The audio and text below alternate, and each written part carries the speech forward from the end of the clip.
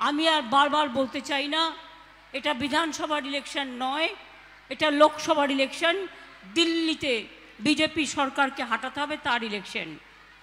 মুর্শিদাবাদে মনে রাখবেন, হাজারদুয়ারি থেকে শুরু করে কাটরা মসজিদ থেকে শুরু করে মুর্শিদ কুলি খাওয়া সমাধি থেকে শুরু করে মুর্শিদাবাদ সিল্ক অত্যন্ত বিখ্যাত। মুর্শিদাবাদে অনেক মানুষ জন্মগ্রহণ করেছেন। রেলমন্ত্রী থাকাকালীন আমি শুধু মনে করিয়ে দিচ্ছি, আমি Kolkata Lalgola Hazarduari express, Howrah Azimganj express via Sagardighi চালু করেছিলাম। এছাড়াও কৃষ্ণনগর বহরমপুর নতুন line, Krishnanagar Lalgola double line, Lalgola Jiaganj double line, Nalhati Sagardighi double line, এগুলো আমার সময় করা। আমি অনেক দিন ধরে মুর্শিদাবাদে কাজ করি। আপনারা জানেন এখানে সুতি, ধুলিয়ান, গঙ্গার ভাঙন একটা বড় সমস্যা। এটা দিল্লির কাজ, কিন্তু দিল্লি সব বন্ধ করে দিয়েছে, টাকা পয়সা দিচ্ছে না।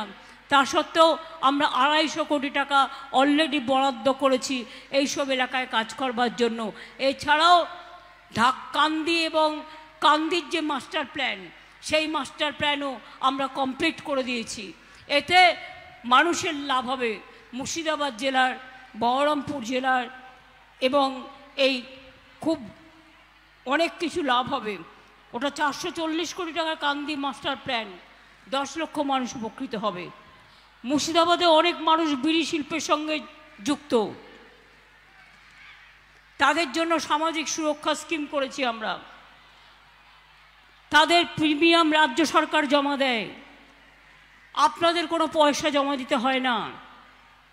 এর ফলে প্রভিডেন্ট ফান্ড, চিকিৎসার জন্য আর্থিক সাহায্য, ছেলে মেয়েদের পড়াশুনোর জন্য আর্থিক সাহায্য, মৃত্যু বা অক্ষম হলে আর্থিক সাহায্য করা হয়।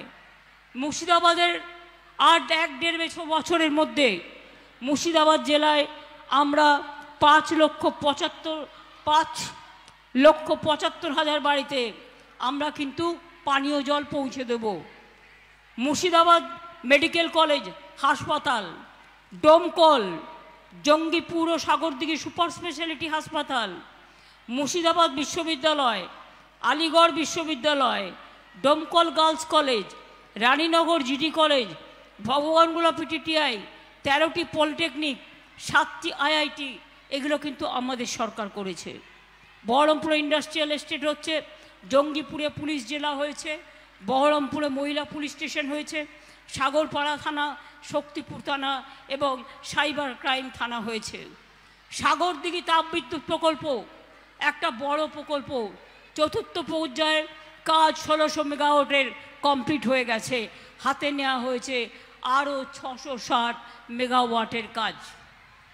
অর্থাৎ আমরা যতটা পেরেছি মুর্শিদাবাদকে হেল্প করবার চেষ্টা করেছি। সব জেলাকেই, মুর্শিদাবাদ বলুন, মালদা বলুন, আগে কিছুই ছিল না।